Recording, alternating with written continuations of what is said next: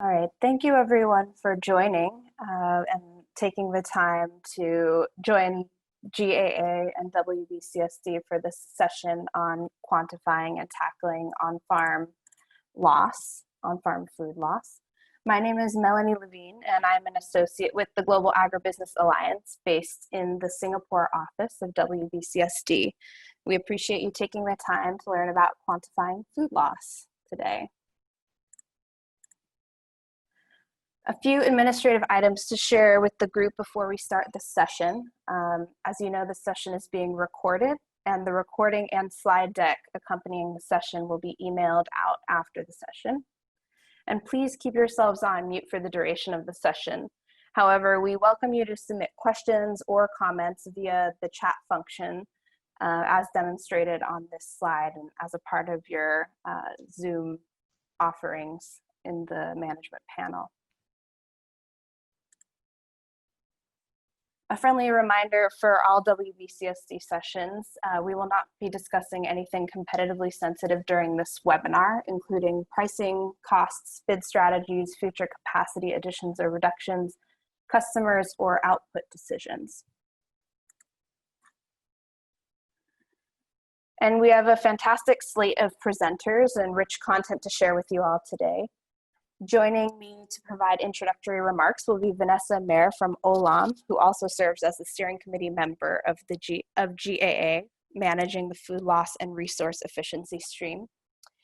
Then Kai Robertson from WRI and Emily Shipman from the Sustainable Food Lab will frame the food loss challenge and present the ecosystem of tools and resources available for quantification.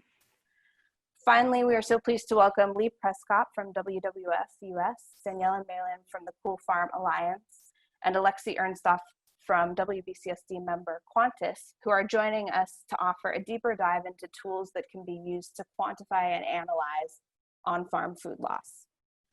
Last, we'll have about 15 to 20 minutes for Q&A from all the participants. And we welcome you to share questions throughout the presentation, and we will address them at the end of the presentation.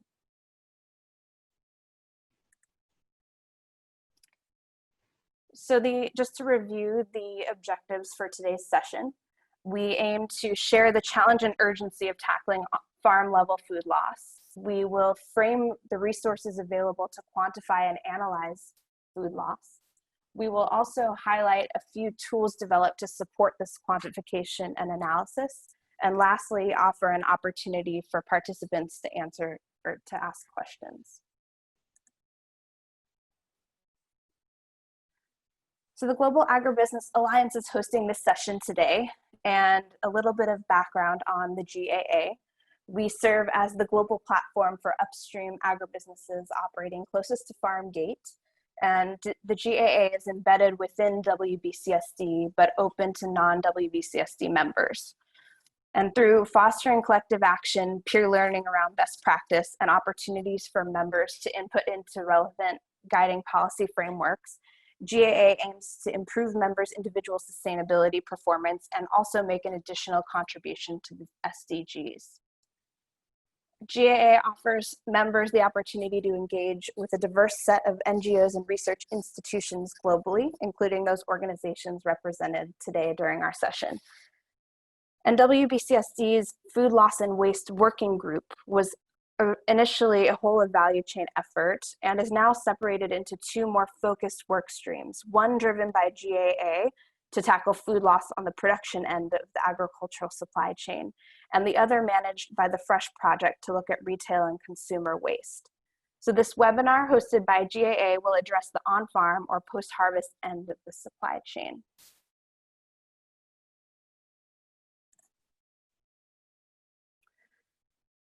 So as covered widely in the media and by research groups, including FAO and the New York Times as seen here on this slide, the COVID-19 pandemic is wreaking havoc in our global food system through border closures, quarantines, trade disruptions, migrant worker shortages, and of course the need for social distancing amongst workers in the food industry.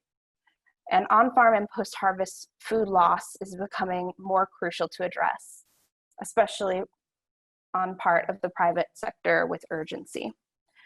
And developing countries are already affected by high levels of food insecurity, many of them huge agricultural producers, and they are seeing the negative impacts of COVID-19 on access to food and nutrition. And you'll see a few quotes here that just emphasize that point, and especially the focus on food loss as a critical issue related to food security in the COVID-19 era.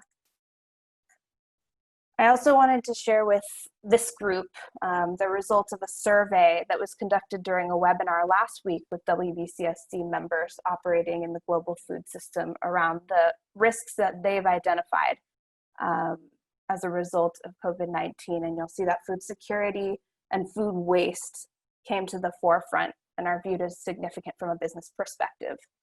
So sharing knowledge and offering an opportunity for peer learning, which is at the heart of how GAA operates and is critical in this context, and is especially important around the issue of tackling on-farm food loss and making our food system more resilient. And I want to hand it off briefly to Vanessa Mayer, who will share a bit more on the urgency of tackling food loss in the COVID-19 era.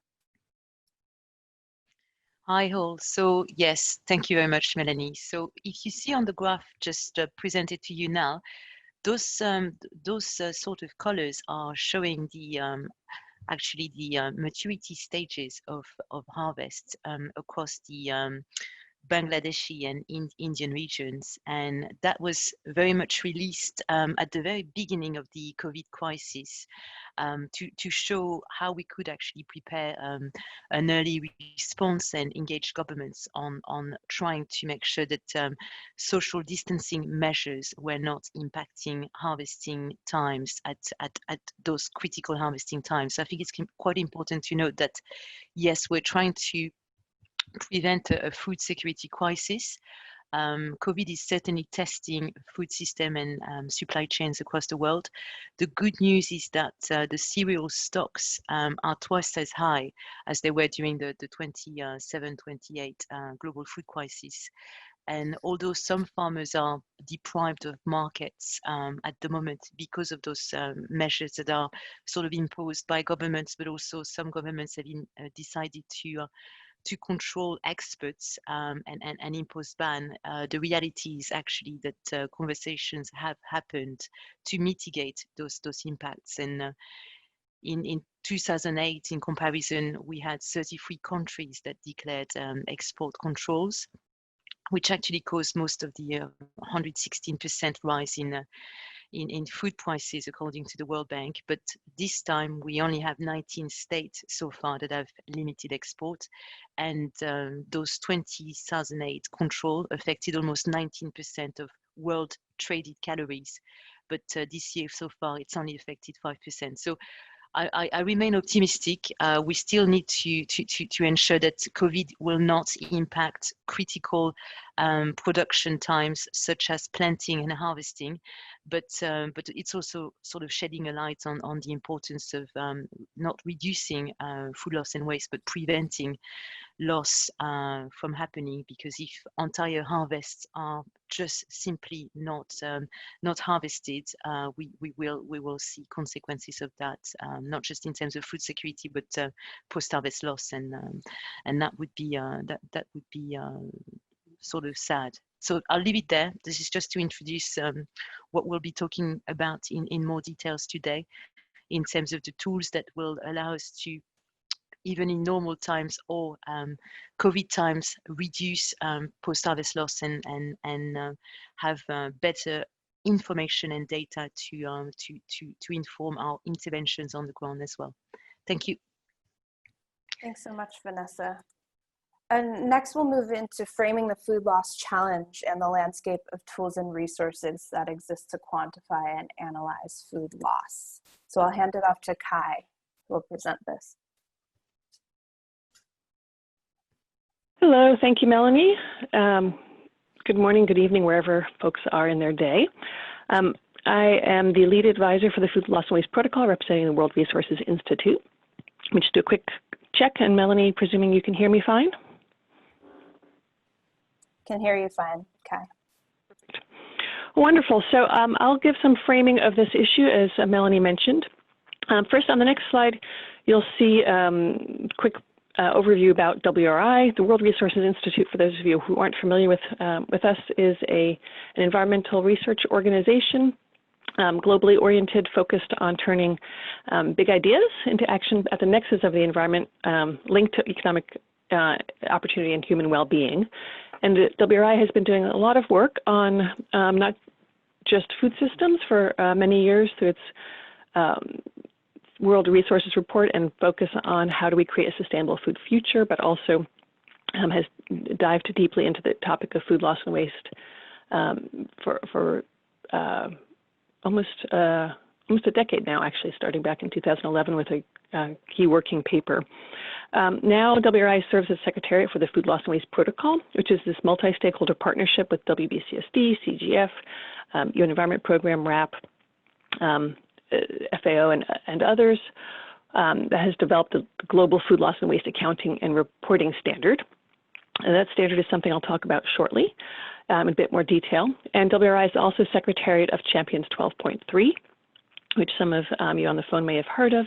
It's a coalition of senior leaders from all parts of society, the individual CEO or other senior leaders that have made a personal commitment to champion SDG 12.3, the target to cut food waste in half by 2030, include the heads of the WBCSD, the chairman and board of directors of Nestle, head of Consumer Goods Forum, WWF-US, Royal DSM, head of Olam International, just to name a few, a number of really luminaries who are championing this cause of cutting food waste in half by 2030. So I'll talk a bit about this challenge of food loss and waste to make sure we all are on the same playing field. The issue, for those of you who may be a little newer to the topic, is significant. There is at least approximately one third of all food grown and produced that's never eaten. And that's a staggering amount. It comes from data by the FAO. It adds up to a billion metric tons a year, and that's tons. So if you convert the tons into kilos or pounds, that's 1 trillion kilos or 2.2 trillion pounds of food that is never going to its intended purpose to feed people. And this inefficiency of the world's food system is particularly mind-boggling when you think about 1 in 9 people still being undernourished, going hungry around the world. And that figure, as we've seen in many of the news pieces that have come out lately, has just gotten worse over the last 2 months of the COVID crisis. Clearly, there is a logistics constraint. We can't just move, unfortunately, all the food not being eaten and available to those who need it, but we can do better. So when we think about those first 2 circles, those 2 aspects link directly to Sustainable Development Goals. Target 12.3, as I mentioned, is about focusing on sustainable consumption and production. And so cutting food waste and food loss and waste in half contributes to meeting SDG 12, specifically through Target 12.3. It also contributes to meeting SDG 2 on reducing hunger worldwide. Furthermore, from an environmental perspective, the food that's lost or wasted each year accounts for an estimated 8% of annual GHG emissions. On top of that, it consumes about a quarter of all water used by agriculture, requires an agricultural area the size of China. These are all statistics that have been put together through the FAO. The point being that reducing FLW, food loss and waste, would optimize the use of all the embedded resources and inputs that go into growing, producing, moving food from one place to the next, whether that's the water, the chemicals, labor, or the fuel. When we look at WRI's efforts to model how cutting food loss and waste could provide benefits, we see that it could close the gap between the food needed in 2050 and food available in 2010 by more than 20%. That's if we cut food loss and waste rates in half. It would also lower GHG emissions by 1.5 gigatons of carbon dioxide equivalent per year by 2050. So that's a significant amount, about more than the amount of energy and industry-related emissions of Japan. So there's a greenhouse gas emissions related benefit as we reduce the need to convert land for additional food production, slow the rate of increase in fertilizer applications, and could reduce methane emissions from food decomposing in landfills. I also added the graphic at the bottom of the chart here of the as an interesting reference point from Project Drawdown. Those of you not familiar with Project Drawdown is an effort that's identified the top solutions for drawing down the amount of greenhouse gases in the atmosphere. And as we work from home around the world today and are focused on flattening the curve to reduce the impact of COVID-19, I think it's useful to call out on this slide the visual from the 2020 Drawdown report, which, as you can see, shows that we also need to flatten the curve with respect to GHG emissions. The great news is that the Project Drawdown, along with other experts, have identified reducing food loss and waste as one of the top priority actions in our quest to reduce GHG emissions. So that's a bit of a positive note, as we also need to think about flattening the GHG curve, which, like COVID-19, has been on a dangerous trajectory. You can see we can get to that point by taking a number of steps and again, flatten the curve on multiple fronts. Last but not least, economically, the annual market value of lost and wasted food has been estimated an astounding $940 billion globally by FAO. A number of studies and examples exist showing that there's a strong financial case for reducing food loss and waste all the way from the farm to the food processor across the supply chain. On this next slide, you'll see the loss and waste happens all along the entire value chain, and we're only talking about the production end today. So I'll quickly go off this slide and dive into the production aspects. And in so doing, I want to call out, actually on the next slide, that there is a strategy to address food loss and waste, whether it's at the production end or further along the curve, along the chain. And that three-step approach is one many governments and companies are using to guide their food loss and waste reduction strategies. It's referred to simply as Target Measure Act, the target referring to the target at 12.3, which I referenced, and the measurement aspect related to establishing the evidence base for tracking progress on reduction-related actions, and of course, stating the obvious, it's taking action to reduce food loss and waste. That's the ultimate goal. Let me take just a few more minutes to go a bit more into each of these Target Measure Act elements. On the next slide, you'll see the SDG target, 12.3, and the details. It's the guiding North Star, which was set in 2015. This goal has been adopted by both by a number of government and corporate groups you'll see here. Specific to agricultural producers, GAA has set its own food loss resolution, as has the Sustainable Rice Platform, and Vanessa will comment a bit on that later.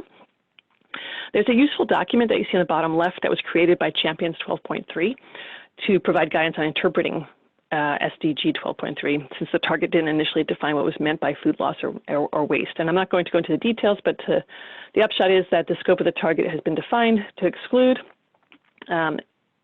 the food and/or associated edible parts that were sent to either animal feed or bio-based materials, biochemical processing. And you can download that guidance to learn more at the website on the bottom of the slide. And we can discuss further in Q&A as that's relevant and helpful. The next slide, you'll see that those of you who are already measuring or thinking about it and setting targets are in good company.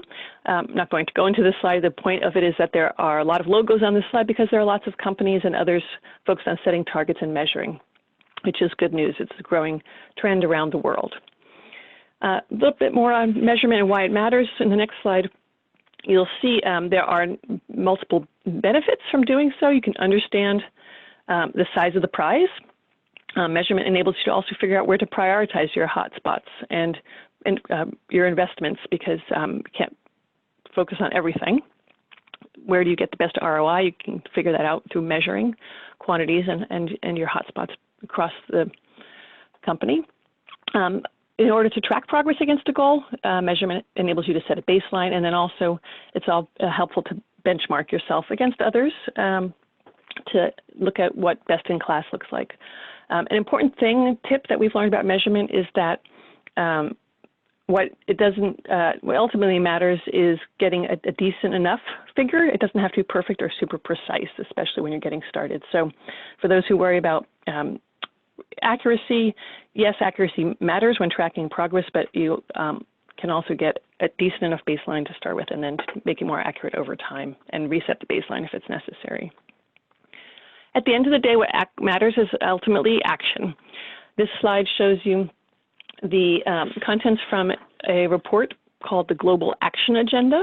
There's lots of detail in there about various steps to take, from the target measure act approach to actor-specific to-do lists, and then these 10 scaling interventions, which are designed to rapidly scale up the deployment of the target measure approach and of the sector-specific to-do list. So I'll, in the interest of time, not go through each of these in much detail, but just quickly read over that there's, as you can see, whole supply chain approaches that are necessary, from developing national strategies to creating national public-private partnerships. And already underway is number 3, launching this 10 by 20 by 30 supply chain initiative, where a number of large, it's a voluntary private sector campaign where a number of large companies are committing to work with 20 plus suppliers to achieve the 50% reduction by 2030. Hotspots specific approaches, as you can see, 4 and 5 are very much focused on the agricultural end of the supply chain, strengthening smallholder value chains for reducing smallholder losses, launching a decade of storage solutions. At the consumption end, we need to shift consumer norms as well, and go after GHG emissions, as I've already mentioned. In terms of enabling approaches, there are a number of aspects there that we need to undertake to reduce food loss and waste, which includes scaling up financing, developing funds and financing products dedicated to investing in innovation. We do still need to overcome the data deficit, a push to measure more food loss and waste to better understand where we're headed and where the opportunities are. And then there's more research still needed to answer multiple next generation type questions. So let me dive a little bit into the food loss and waste standard itself. Again, this is going to be a very high overview. On this next slide, you'll see the benefit of using the standard is that it provides you with a common language, and I'll show what that means in the next slide. But there's also quite a lot of practical guidance in the standard, and it provides a framework that's a consistent reporting framework, so you can summarize your inventory consistently and transparently. About the common language, again, this is quick overview. There's much more detail on the Food Loss and Waste Protocol website. But if you think about food when it's grown, there is always some level of the food that was intended for human consumption. There's the inedible parts that were not intended for humans to eat, the skin or the bones or the pits. And there's a lot of food that may be sold through retail channels, but then there's also food that gets redistributed to charities. If the food goes to humans and it's redistributed, donated, it's not food loss or waste. If it leaves the human food supply chain through the green arrow or the red arrow as food not consumed or as inedible parts, it can be possibly food loss and waste. If you click next here, you'll see that food and or the inedible parts are the material types, and they may go to 10 possible destinations. And so this is where the material goes when it's left the human food supply chain. Again, I'm not going to go into the definitions of each of these, but there's 10 possible places it might go, from all the way from animal feed to it being not harvested, plowed in, or to sewer. And the food loss and waste standard itself is not does not define the definition. It just lets the user of the standard use this common language and pick their scope. And it's focused on food specifically, was not designed for non-food agricultural products, but it could certainly be used for non-food agricultural products as well. On this next slide is a quick overview of what different elements of food loss and waste might look like. It's language sometimes does get in the way. So there's product that doesn't leave the farm. It's basically what loss and waste is during agricultural production. It could be called unmarketable, oversupply, surplus, trash, ugly, multiple names. Here is a quick slide on the right as well of what rice, from a rice perspective, could be food loss or waste. And the key in using this standard and making a measurement is to be clear what's included. Have you included rice hulls and the inedible parts?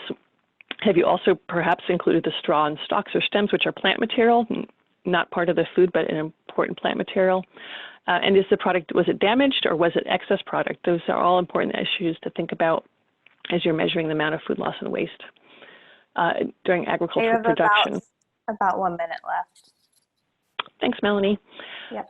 So I'll go quickly through the rest of these slides. The scope does matter, slide 15. As you can very quickly see, there's different ways to pick different definitions, and they result in different amounts. This is the same data from the US with different scopes, so different figures.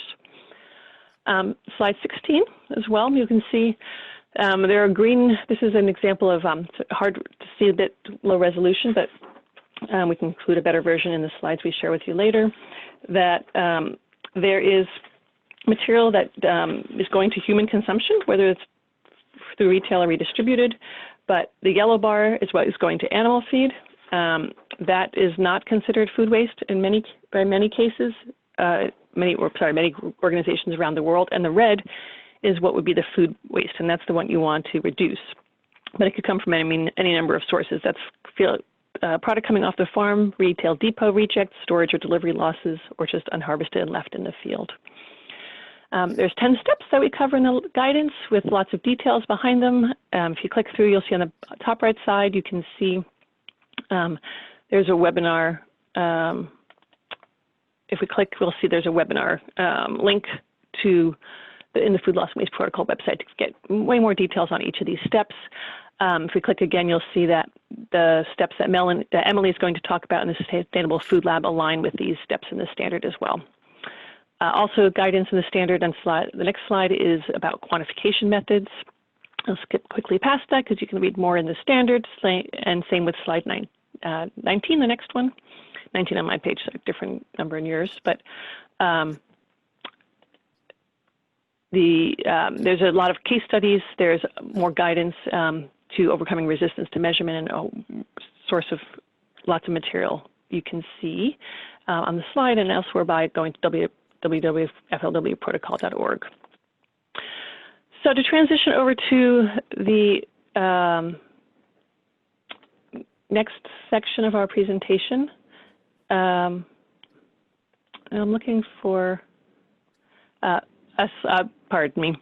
I'll introduce Emily to talk about the Sustainable Food Lab, and I will come back to talk to you all after she talks to talk a bit further about the tools that are now also in place by a bunch of other folks that you'll hear from today to further quantify and analyze your food loss and waste.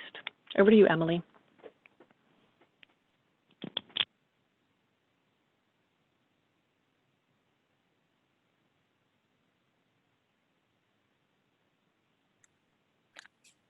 Emily, you're muted right now.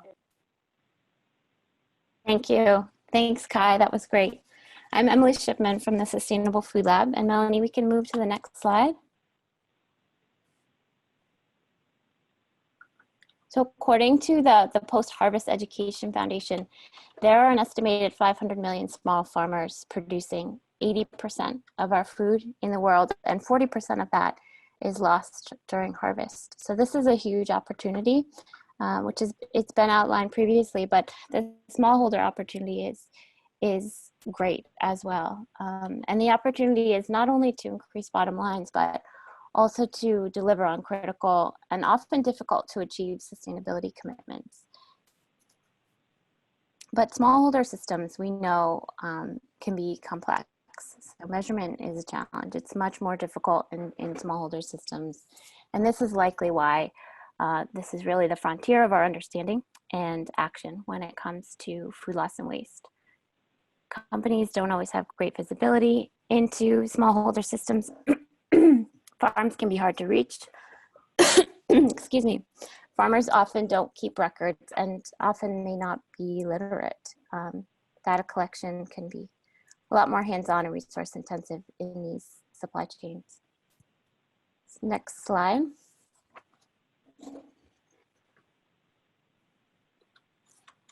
To give you a little bit of background, the Sustainable Food Lab implements large-scale sustainability innovations. And we work with food companies, nonprofits, farmer groups, and other stakeholders, both in large-scale and smallholder farming systems. But we have extensive experience working with companies to design these practical, lightweight sustainability assessments in smallholder value chains, not only in food loss and waste, but also livelihoods, food security, farm economics, and environmental sustainability. And over the last 6 years, we've been working with the Rockefeller YieldWise initiative and have worked with a number of partners in tomato, maize, mango, sorghum, rice, and French beans, all in Africa with smallholder producers. Most recently, we worked with Wageningen to develop the business guide to measuring food loss and waste that I'm going to share a little bit about today with you. So over over the years, we've learned that measuring smallholder food loss and waste requires upfront direct measurement using enumerators and agronomists. So unlike in large-scale professionalized ag, we really need to do that on-the-ground data collection. But we believe there's still a business case, despite the resource sort of intensive way that we need to do measurement in smallholder systems. There's still a business case for quantifying this food loss and waste for sure. And we can demonstrate the direct benefits of reducing food loss and waste by doing that. And we know now that the ROI for investing in measurement is greatest when we can design our baselines in a way that allows for more streamlined data collection going forward. So I'm gonna set that up, and Vanessa's gonna talk a little bit more about that once I'm done. But either by proxy or through information collection technology within the supply chain, we can use our baselines to design streamlined data collection systems.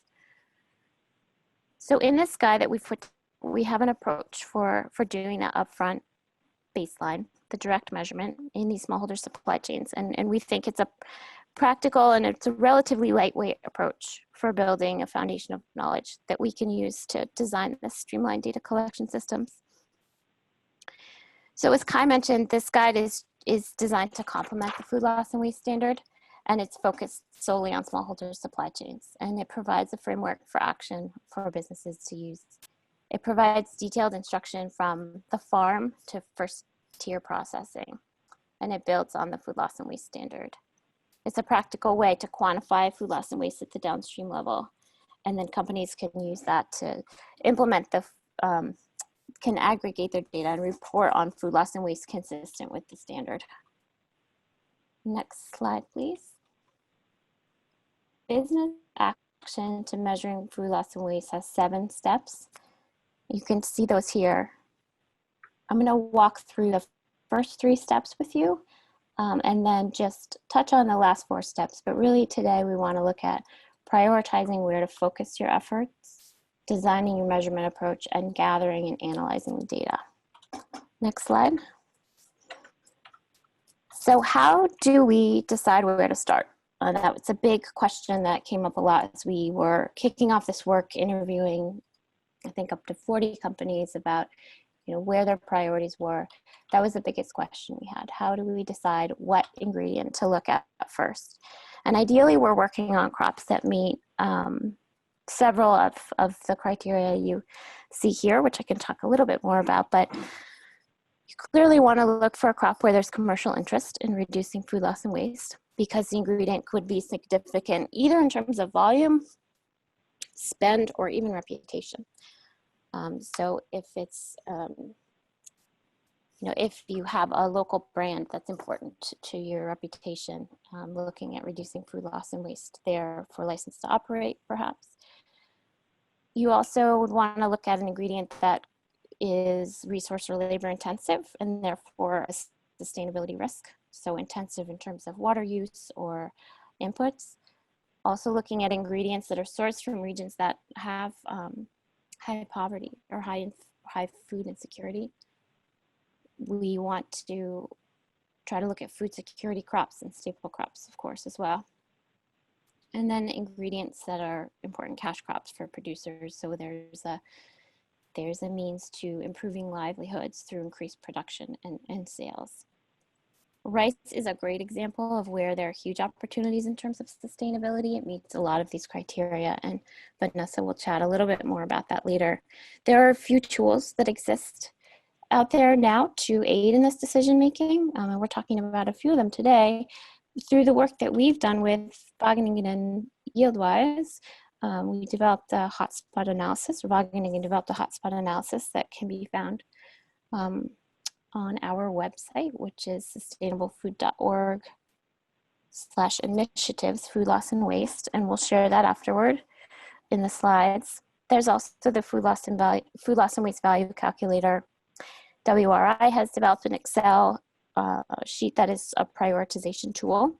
And then as an appendix to our guide, there is a worksheet for figuring out, what crops are going to be most impactful. Next slide. The second step in our guide is designing your measurement approach. And it looks fairly straightforward, but just looking at each one of these steps in the design, we think it's important to mention, setting clear goals as you get started and communicating those goals with all of the stakeholders. So with producers and with the in-country team. An example of a goal might be simply to identify critical loss hotspots during on-farm activities. And that would be something that you could motivate all stakeholders around.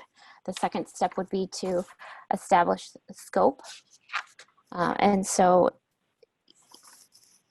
you can see here the scope is, an example scope is outlined in this image. So what region would you be doing the measurement in? Which producers would you be working with? What stages of production? The next step is deciding how to quantify food loss and waste. And so you can do that through interviews, you could do that through counting, mass balance, or all of the above. We do recommend a combination of approaches to be able to have some qualitative and quantitative data to compare. The next step would be deciding your sample size. What can you afford and how much rigor do you need?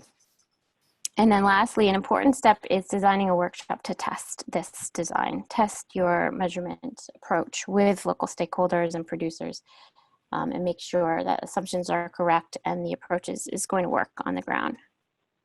Next slide. And then the third step of our approach is to gather and analyze the data. So you want to, this approach is developed using, with the assumption that folks would use local consultants and agronomists and field staff to do data collection. Ideally, again, you would be doing qualitative surveys as well as direct measurement, and doing quality checks on that on that data as it's coming in. I'm getting a message that I have 30 seconds left and I have a couple more slides, so I'm gonna skip to the next.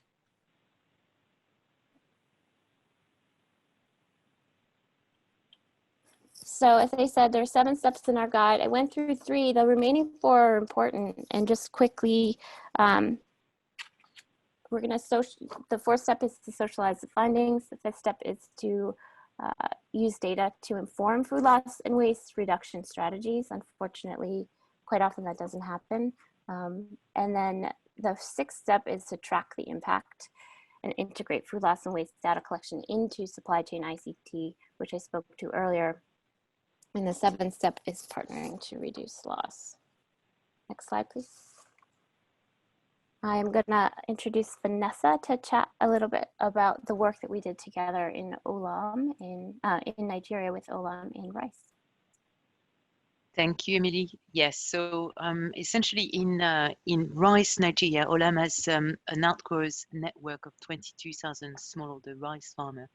And essentially what we did with Sustainable Food Lab and Wagyu University was to look into those farmer networks across 4 states originally, and we conducted a pilot to survey 60 farmers, as well as taking direct field measurements on those farms to really understand the sort of implication of post-harvest loss in our supply chain. So really what we did practically was to take samples of rice paddy harvest.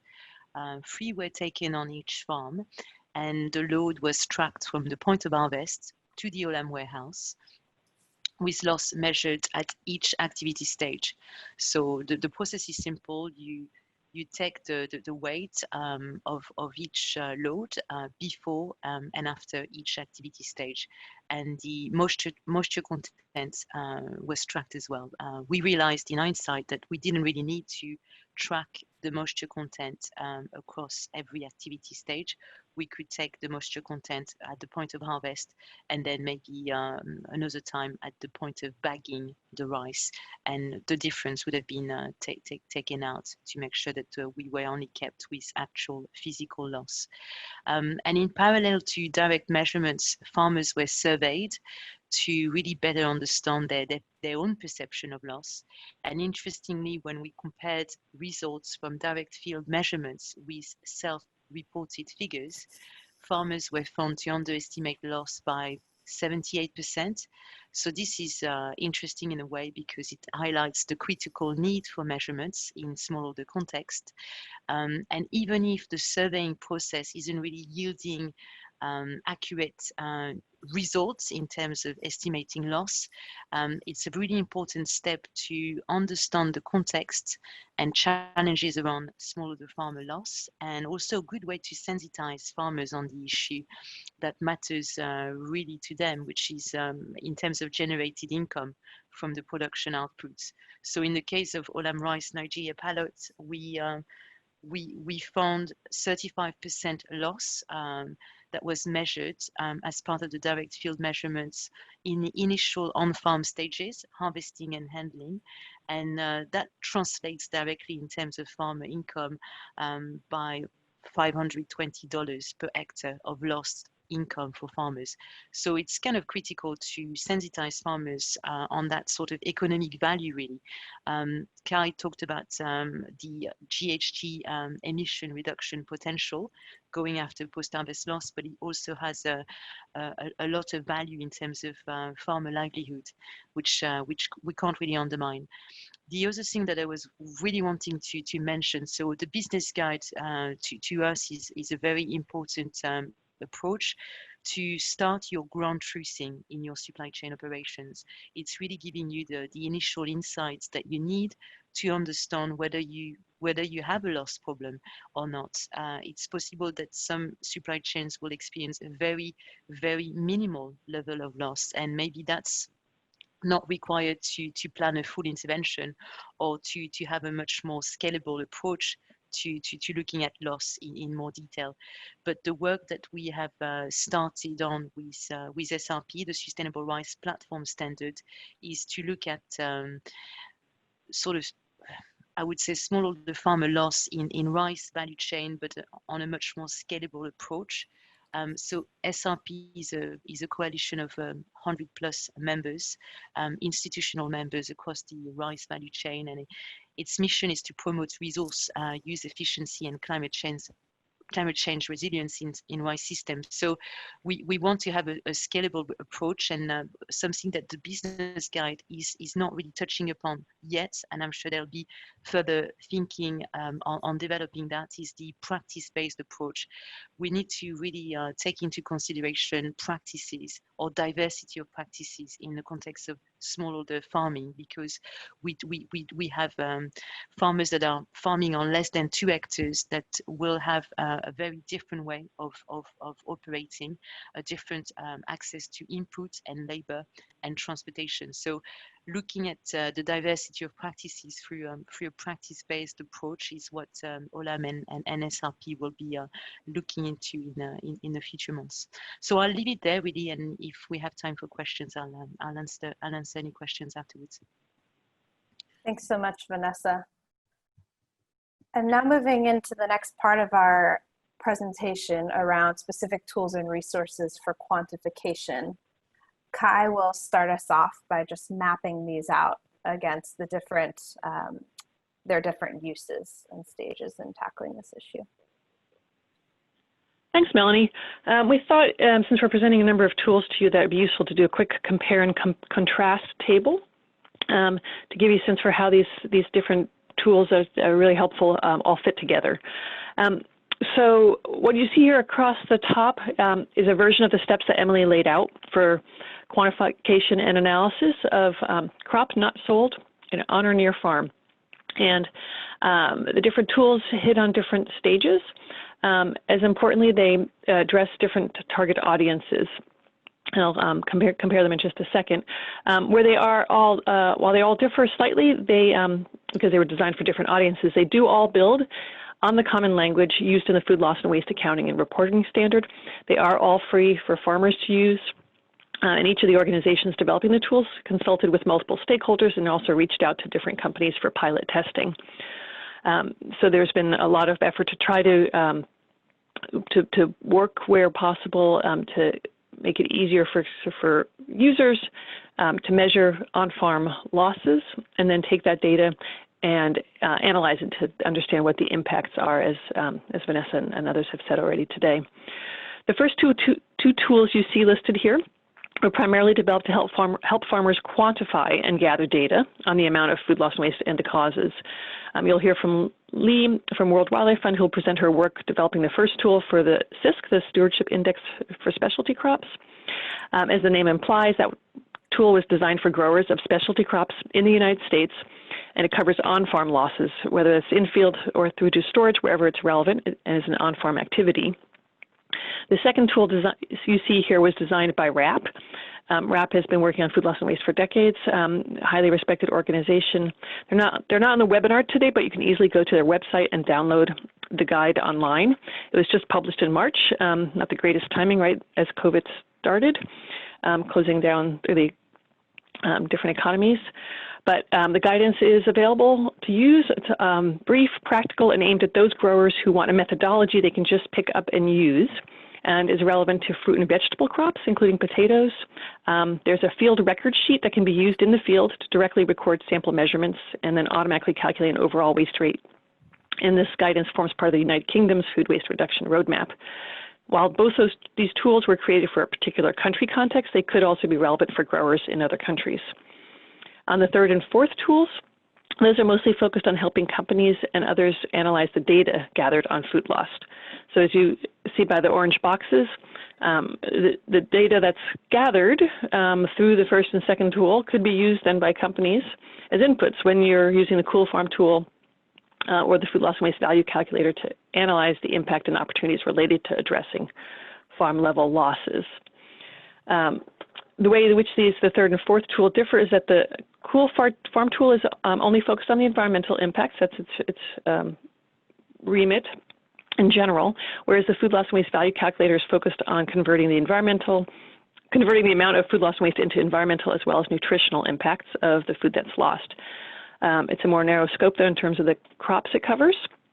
The Cool Farm tool is specifically farmer focused though. It covers from production through to the first stage of processing and transport. By contrast, the food loss and waste value calculator is designed for a broader, more diverse audience, and so that could be used to assess food loss and waste at any stage of the food supply chain. So you'll hear from Danielle and Alexia about both of these tools, how they're similar and different as well. And when Melanie shares the recording at the end of this webinar of what we've discussed today, there will also be a slide that in the appendix that has much more detail, as well as hyperlinks for each of these tools so that you can compare and contrast this on your own time after the webinar as well. Over to Lee next. Wonderful. Thank you, Kai. Can everyone hear me okay? Okay, great. I don't have the best service, so I always kind of need to check first. So thank you again to all the presenters this morning and also to the Global Agribusiness Alliance. My name is Lee Preskop, and I work for World Wildlife Fund as a program specialist on our food loss and waste team. And I'm sure many of you are familiar with our mission and a lot of the work we have done on landscapes, seascapes, and specifically with wildlife. But you might be wondering what our conservation mission has to do with food loss and waste and how we ended up developing a metric for growers to measure and manage their food loss. So I'm just going to briefly mention that. Next slide.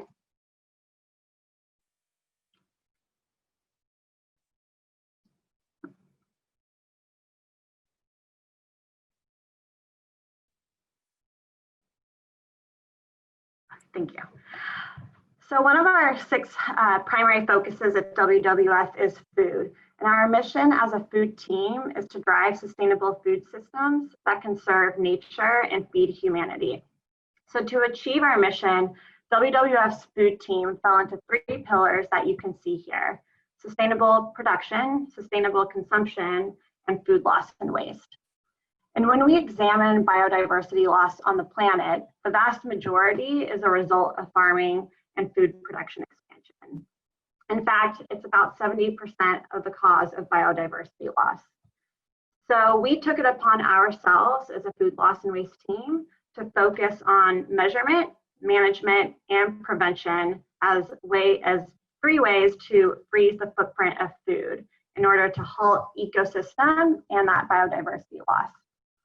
So when our team started measuring post-harvest loss for horticultural crops in the US about 4 years ago, we realized just how important it was to have growers measuring and understanding these numbers for themselves, thus leading to our partnership with SISC, which stands for the Stewardship Index for Specialty Crops.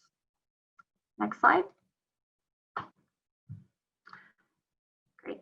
Beginning in 2018, we partnered with SISC to develop the food loss metric that would be integrated into their existing suite of science-driven metrics, which you can see outlined here. SISC's metrics provide a management tool for farmers to measure sustainability performances across their supply chains, as Kai mentioned, for fruits, vegetables, and tree nuts, and is specifically meant for producers in the US. SISC's suite of metrics empower producers to measure their on-farm practices accurately and consistently, and also gives consumers, food buyers, and producers a common language for discussing the impact of farming practices. And SISC really prides themselves on being a management tool for farmers, which is what WWF has really enjoyed working with them on. And what makes SISC unique is that they are a multi-stakeholder coalition of farmers, buyers, and public interest groups who collaborate to develop and share metrics that all parties agree are the most important indicators of stewardship. And so it's having growers along the whole journey of the development of the metric has been so valuable in the process. And so the development process for this metric, although it took over a year, it was definitely worth the journey. So it started with original input from a metrics review committee working group, and then it was approved for pilot by a coordinating council. And then actually that's me in the picture there. I went out and piloted the metric on one of the farms, and this was a tomato farm. But it was also piloted on a citrus farm and a cabbage farm, all ranging in different sizes. And then after the pilots, the metric was reviewed by peer reviewers. And then it was posted for a public comment for 30 days on SISC's website. And then it was put to a final vote by their coordinating council, which actually just occurred 2 weeks ago. And I'm happy to say it passed. Next slide.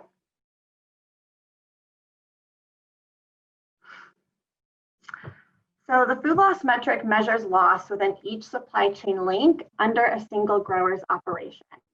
For example, if the grower operates his or her own packing house, they can measure up to that point. So for the pilots, for two of them, the grower could only measure in-field loss before the crop was sent and passed off to a different operator for processing or storage. But for one of the pilots, we were able to measure all the way through to the packing house. And so in getting that packing house measurement as well, we were also able to calculate transport from in-field to packing house. So this image captures each point in a grower's operation for which loss can be recorded by the calculator. And this includes walk-by losses, so any product that was left in a field that was ready for harvest but never harvested.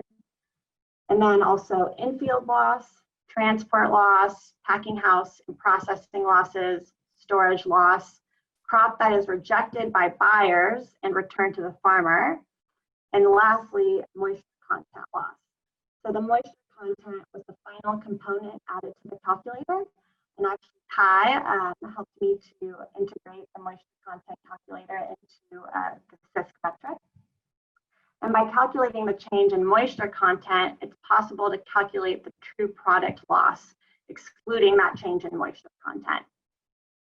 And then in terms of inputting the moisture content into the calculator, it's recorded as a percentage of the total weight of product, including the moisture is an optional input for the calculator. And then lastly, in this image, I just want to highlight the immature acres at the beginning, which we consider to be anything that is planted that doesn't reach maturity due to factors like pest or weather damage. And so we are sure to remove that before the rest of the calculations begin. Next slide. So most of the components of the calculator that I just outlined require simple inputs and outputs of product. So for example, packing house and processing would require the grower put how much product is going in and how much product is going out.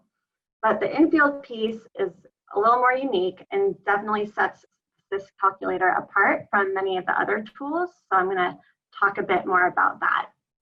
But basically, the in-field component of the metric gives farmers the ability to go in field, collect samples, and measure in-field loss.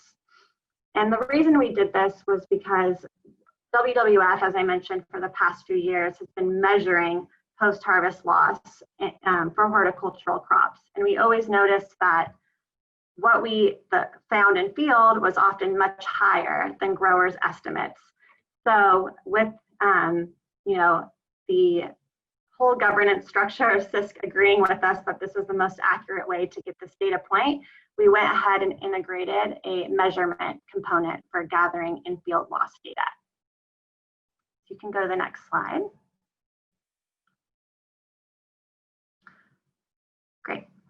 So this piece of in-field measurement was adopted by a PhD graduate, Lisa Johnson, out of North Carolina State University, who's done extensive research on post-harvest loss in the US. The measurement process is straightforward and involves a few tools. In the math, you can see the math here. To get the total loss in pounds per acre, you simply multiply the square feet in an acre times the weight of your sample and divide that by your sample size. And again, this is all done in the back end of the calculator. And I'm happy to go into a bit more on the marketable, edible, and inedible categorizations of the samples if there's time at the end. Next slide.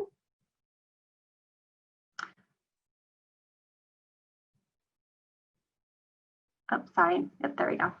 So this is just a snapshot of what the field worksheet looks like to take in field and obtain those sample measurements.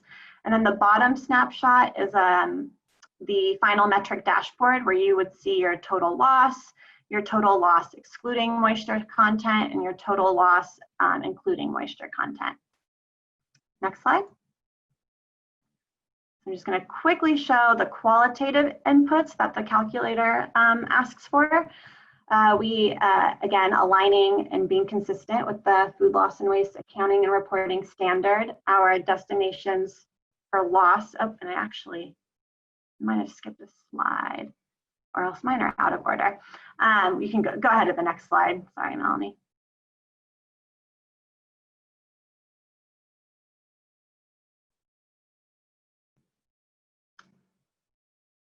Okay, so speaking to the previous slide and to this one, so we ask for destinations of loss and for the drivers of loss. And this is what's consistent with the standard, except that we have one redistributed to people through alternative markets, which technically is not food loss and waste. And then we removed two destinations that aren't as specific to specialty crops. And then the drivers for loss are going to be different depending on which part of the farmer's operation you're measuring. Next slide. So lastly, I just want to touch on this unique component to the calculator, the opportunity cost tab. And this was again adopted from PhD Lisa Johnson, who did a lot of research on this.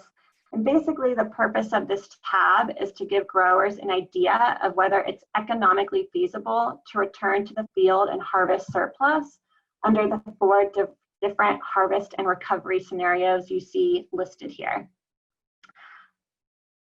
And so I should just mention that the other 2 additional inputs you need to run these calculations are the food bank, what they pay per pound of product, and the input costs for managing a crop at the point of maturity, which are both optional inputs as well. So if you can go to the last slide. So as I mentioned, the metric just got voted in a couple of weeks ago. And so by the end of this year or early 2021, the food loss metric will be integrated into CISC's other metrics onto SupplyShift, which is a supply chain transparency network of central software platform that gathers and analyzes supplier networks, connecting companies to de-risk and improve their supply chains. So it's a cloud-based platform that allows for reliable data management and performance measurement, secure traceability for supply chain transparency, and improved collaboration through the entire supply chain. So it'll be available there for growers to use and manage their data, and for companies, aggregators, and grower groups to access this data. And that is it. Thank you very much. There's a final slide, and then I will pass it on to Daniela. Thanks, Lee.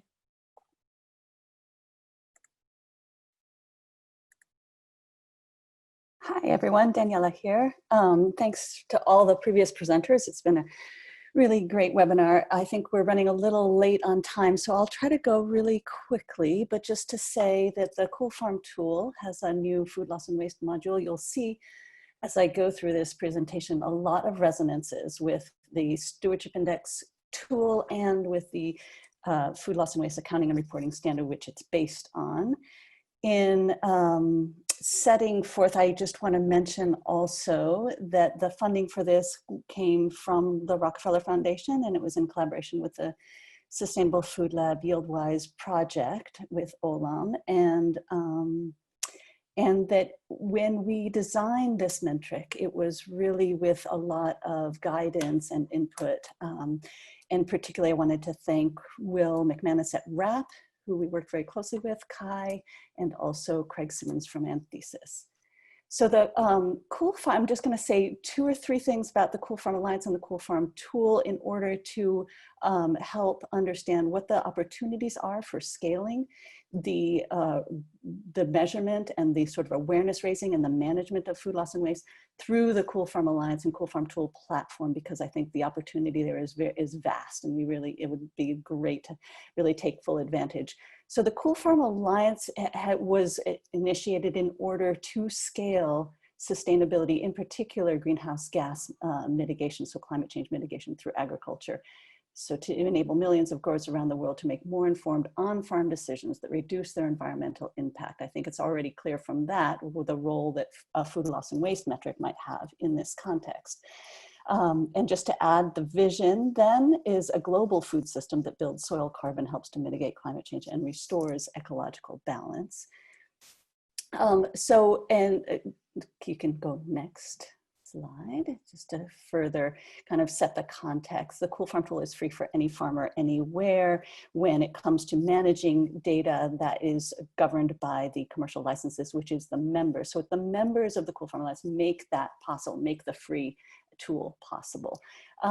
It's farmer focused in that sense of being free to farmers, and also in the sense of being oriented towards the management options that they have. Underpinning that is a vast body of science that governs the methodologies. The members of the Cool Farm Alliance really own and guide its development. To complete the picture of what the Cool Farm tool is, it's just important to know that it's a multi-pathway. That is that it's for crops and livestock, all major crops, and livestock, and it's applicable globally. So there's a lot of tools that are for one country or for one crop, but the Cool Farm tool has this sort of generic and overarching purview. And finally, multi-metric. You can go to the next slide. And just a quick look at the members who have been contributing over the years to the development and now the use and deployment of the Cool Farm tool for the sake of managing greenhouse gases, water, biodiversity, and now food loss and waste. Go on, and a quick look at the extent of its use geographically. So over 11,000 users in the online tool, 118 countries, 40,000 assessments. But that is really the tip of the iceberg, because increasingly the use of the Cool Farm tool is through the software, the API connectivity through farm management. So let's move on so we can get to the key topic. So now coming into the Cool Farm tool, when you go in to give a new assessment, you might pick, say, all crops or rice specific. You will be faced with this choice about which metrics you want to use. And you can go on, and that's where you would click on food loss and waste. When you do that, the interface changes. This text comes in, which was all carefully crafted again with RAP's guidance and closely working with WRI and the food loss and waste standards. So the language is all consistent. You can go on. And I wanted to point, so that's the text. I wanted to point out that over on the right, oops, like back one, we have two outputs that you can toggle between. So you've got your greenhouse gas emissions, because as I said, that's the origins of the purpose of the Cool Farm tool. But when you choose multiple metrics, you can toggle between results, and these will update as you go through. The key thing, I guess, so go ahead and click. I want to just say something about, so this is an expanded view of the greenhouse gas, and click one more, because it's important to note that this is not yet. So what you're looking at here is the greenhouse gas emissions of the crop itself, not of the losses, because the losses are actually handled in the other tab. So we can go on. And there are the losses, and these will update as you go. Let's move on. So what this does is show the percentage of loss as you go through. So in the input here, it's a very straightforward. Again, remember that you can, it's not shown here, but toggle and be showing the food loss and waste results as you go. You put in your amount harvested and the amount rejected at harvest. Click one more, because you'll see the consistency here with the food loss and standard. The drop down includes all of the same. So what's asked here will repeat over and over again. We ask for in each phase of the production, which is all confined to the farm, but optionally, because some farms extend further than others, there's these repeats. So how much, the destination, where did it go? You can click one more, because then we see the drivers. So what was it that caused this to happen? In the next slide, we'll see the other two key repeating sort of themes. But just pausing for a moment to point out that this amount rejected is what we were just looking at in terms of the stewardship index tool, because that in-field measurement resource can help come upon these numbers, and same with the RAP tools. Okay, so here we saw that in addition to quantity, we're asked about where it's going and what the drivers were. And finally, we also ask the method that was used to quantify, and click forth. And then what the accuracy estimate is on that. And those are the repeating themes throughout each stage in the quantification of the food loss and waste. From here, what we're going to do, so you see along the top these stages, and we're going to hop all the way over in the next slide to where it says food loss and waste. So you see how that's now grayed. The soil, the inputs, the fuel, energy, irrigation, carbon, these are part of the greenhouse gas calculation, but not needed for food loss and waste, which is why we hopped all the way over them. So once that's all done, we may have some other on-farm stages of production. They could be packing, they could be storage. And it's on this tab that the losses that are occurring there would get recorded. And when they are recorded, all the same things we just went through would also be asked. So what happened to it? Why? How was it quantified? And what's the accuracy? So that is so for transport, which we'll move on to with the next slide. So here's the transport. And again, the same questions are asked. And then finally, we had one more tab, and that is sort of a catch-all. So you can click once more.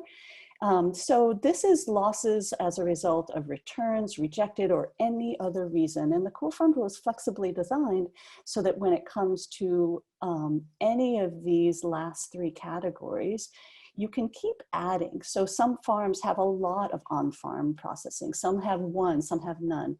And in the Cool Farm tool, you can add as many as apply to that farm. So it is, just to take the example of this last one, you could have some losses that were a result of returns, and then click add and do another set of losses that had to do with rejections. So flexibly, it can extend and shrink. I'll pause there in the interest of time. I hope that it's clear that there's consistency in language and that there's flexibility in data entry, and that all the stages of production are available here for recording the losses. And just finally on the results tab, you can see that this results is again a tabbed result. So you could be looking at your greenhouse gas results for the crop, but in this case, we're looking at the food loss and waste. We also can compare between footprints, and we have some other KPIs. You can do your cost analysis and get a summary of your data input. But for food loss and waste, we get the total food production, the total food loss and waste, and how much of that was excluded because it actually went to donated food. I think I'll pause there. I guess one other key thing to mention is that in the current iteration, the greenhouse gas impacts of the food are not yet linked or tied directly to the food, to the percentage of food loss. So that's a next step that we still have to do. And we've paused because there's some sort of calculation complications into how to do that correctly. But that's something that would have to happen offline at the moment. Yet the inclusion of food loss and waste in this tool is an easy way to take advantage of the extensive sort of use of the tool. So a way to raise awareness and be a way to manage. So thank you, and I'm happy to introduce Alexi, who will take you through the Quantis tool.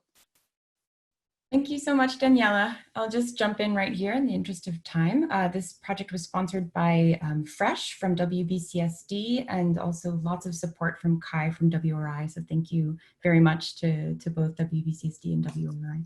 You can go to the next slide. As a sustainability consulting firm at Quantis, our mission is to bring the science of sustainability to decision makers. And often that's in cases where decision makers might not have data or might not have metrics to be able to inform decision making. You can go to the next slide. And that was really the motivation behind this calculator project or this tool. So the idea was to bring a lot of this knowledge that we have from the life cycle assessment community and the agriculture impact assessment community to the food waste discussion. In early conversations of food waste, but we still hear a bit of this now, is that it's sort of spoken about as if it's one problem or one kind of homogeneous issue.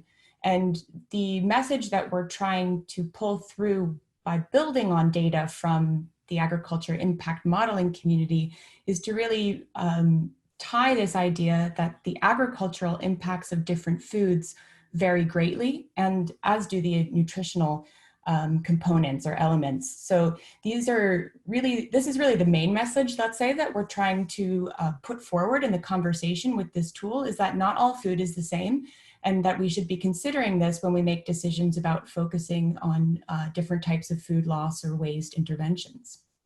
Next slide. Why would you use this tool and not some of the others that were presented today? One thing I would like to say is this is not a farm management tool. So if the questions that you might have are about farm management and you have access to good, high quality farm level data, so things like the amount of fertilizer that might be applied per hectare on a farm, it's much better to use a farm level tool like the Cool Farm tool to estimate the environmental impacts of that production system. This tool is really coming from the perspective of, as Emily mentioned before, one of the hardest things is, where do I start?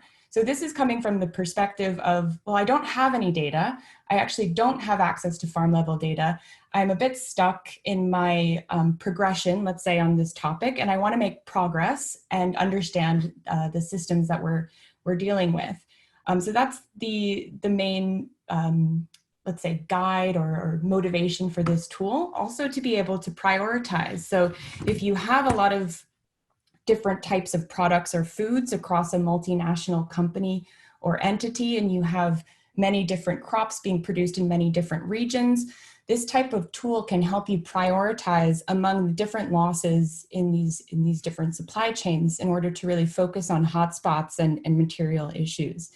The tool is also designed, or at least the thinking behind the tool is designed to be able to bring the conversation about food loss and food waste to this bigger conversation of environmental targets. So if you have a greenhouse gas emission reduction target or any kind of other environmental sustainability target, food waste, or food loss and waste can be part of that, that story about those metrics that you're trying to calculate. So this is sort of why we would use this calculator. The life cycle thinking approach is basically tying food loss and waste into this bigger systems conversation. So if you were to imagine that you have to implement some kind of intervention for food loss, so for example, build a warehouse with better refrigeration, that warehouse would also have environmental impact. Now, the tool itself can't automatically calculate the impact of that warehouse, but the way that we're thinking about these types of problems is that also the interventions have impact, and that's a part of this story. So this is sort of this life cycle thinking approach, and where it comes in the tool is really directly with the destinations of the food loss, as we'll see in further slides. You can go to the next slide. Thanks so much, Melanie. Just jumping inside the calculator really quickly, there's lots of room for improvement. Really, the purpose of this tool as a beta testing version is to open the door to this conversation. It's not to have super precise, tailored results for your system or scenario. It's really to open the conversation, to screen, to prioritize, to target. There's 19 different food items that are already populated into the calculator. Future projects could add more. It's quite simple. We do include different life cycle stages, and these notorious 10 destinations from the WRI standard. So looking at landfill, for example, or animal feed. These are generic results for environment and nutritional metrics, and they're automatically generated. You can go to the next slide. This is what it looks like as the interface. So you basically open up an you download an Excel document, and then you open it up and you can navigate through there. You can look into drop-down lists to select your different food type and also the different region. And selecting the food and region combination is what tells the tool which database entry to pull. So different foods in different regions can have different environmental impacts related to agricultural management in different regions, and also related to different geospatial things like weather and erosion rates. Next slide. In this tool, it's not about, let's say, managing or monitoring the food loss or waste itself, but it's really about plugging those numbers into the tool. So in the tool, the orange cells here are just cells in Excel where a user can put in their own value. So in this example, it's perhaps a company, a multinational company, which has rice and corn, maize in England English, being produced in different regions across the world. And perhaps they don't know how much loss is being generated at these different farms. So they put in something like 10 tons of loss at each farm. So we see here, this is rice in Southeast Asia, rice in industrialized Asia, rice in Europe or Russia, maize in North America, and maize in Europe and Russia. Likewise, if we look down at the bottom part of the table, the user is putting in the estimates or even a hypothetical scenario of where these losses are going in terms of destination. First column, rice, Southeast Asia, 10 tons are going as a litter, so perhaps left in a heap or a pile on the side of the farm. Second column, rice industrialized Asia, 10 tons are going to anaerobic digestion with methane generation. Third column, rice in Europe, 5 tons to aerobic composting and 5 tons being left on the side. Maize in North America, in the fourth column, we have 10 tons going to animal feed, and maize in Europe and Russia, in the fifth column, we have 10 tons going to controlled combustion, so incineration with energy production. Next slide. When the user puts in these metrics or these values, let's say, for how much food loss is either estimated or actually measured, then the tool is automatically generating some results. I have this kind of screening results type warning here because, again, this is pulling from generic database entries. What we see here, on the vertical axis, we have climate change kilo CO2 equivalent metric. Across the horizontal, we have these different scenarios. And there's a few things that might jump out to you immediately. First, the green bar is the carried agricultural production impact. And we see that industrialized Asia versus Southeast Asia, for example, we can have a twofold difference or more in just the agricultural impact of producing rice in these different regions. And that's again related to different management practices, so flooding, for example, and methane emissions. Another thing that might jump out to you immediately are these negative values. Negative values, when you see these in any kind of assessment that's based on life cycle thinking, usually that's an indication that there's some kind of replacement going on. So here we have the yellow bar for rice in industrialized Asia associated with the energy that's being produced from anaerobic digestion that's able to replace grid energy. Likewise, in the red scenario, all the way on the right, for maize in Europe, the controlled combustion with energy recovery is also replacing fossil fuels, so we see a negative associated impact there. The maize in North America, we also see a negative impact, which is almost canceling out the impact of the agricultural production, and this is in the animal feed category. Why we see a result like that is because in the calculator, there's an assumption that something like corn would replace corn in an animal feeding operation. So this means that one does not have to produce extra corn to be feeding animals, but they can actually make use of these losses. And that's offsetting, therefore, or let's say foregoing the production of corn in some other place.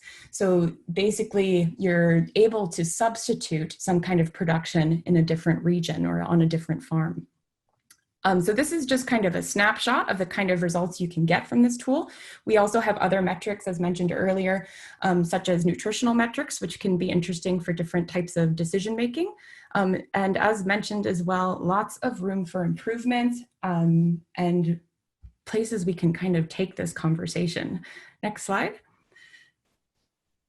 And where we can take that conversation, let's say, is to think into these, to think of food loss and waste as just one piece of the sustainability puzzle, let's say. We can tie this to different types of goals, and we can think strategic and think big across supply chains and across portfolios. This type of tool we're hoping can help invest in curating better data. So if you use some kind of tool like this and you see, okay, we have an issue with our rice systems in Southeast Asia, then one can invest in that and perhaps use something like the Cool Farm tool or do some kind of tailored assessment to look into that part of the system. Something like this can also open up the conversation to be tying food loss to the greater conversation of greenhouse gas reduction, for example, with science-based targets. And what we're really hoping is that this type of tool can open the conversation to an action plan to ensure that interventions that have meaningful impact can really be taking place. And with that, I will say thank you very much for your attention. You can access the tool. It's publicly available on the Food Loss and Waste Protocol website. Feel free to send me a message if you have any questions. And also there's some other interesting work being sponsored by the organizations on the line today, such as our Geo Footprint project that might be of interest to some of you on the line. So thank you very much. Thanks so much, Alexi, and all the presenters. We have been answering questions via chat, but we have a few minutes now if any more questions come to mind that you want to share via the chat. So just take a moment to type those in.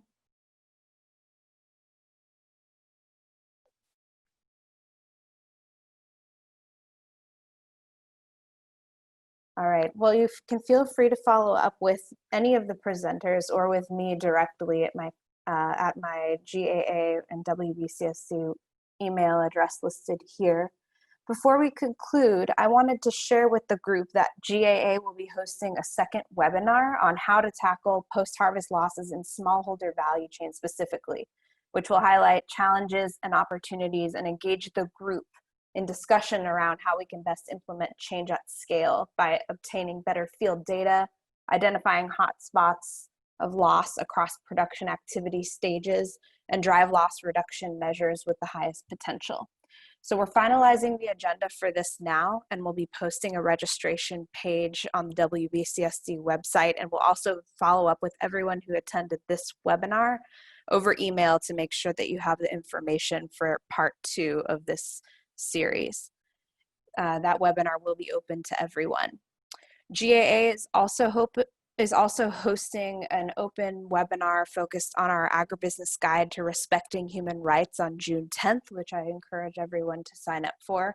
Again, the email or the registration information is available on the WVCSC website, as well as virtual dialogues around agribusiness approaches to community-driven fire prevention, best practice for farm-level COVID-19 response, and perhaps a few others. So if you're interested in attending these or learning more about GAA, you can feel free to email me at the email address listed here on this slide.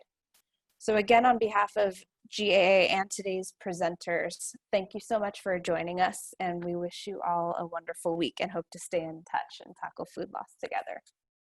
Thank you very much. Thank you. Thank you.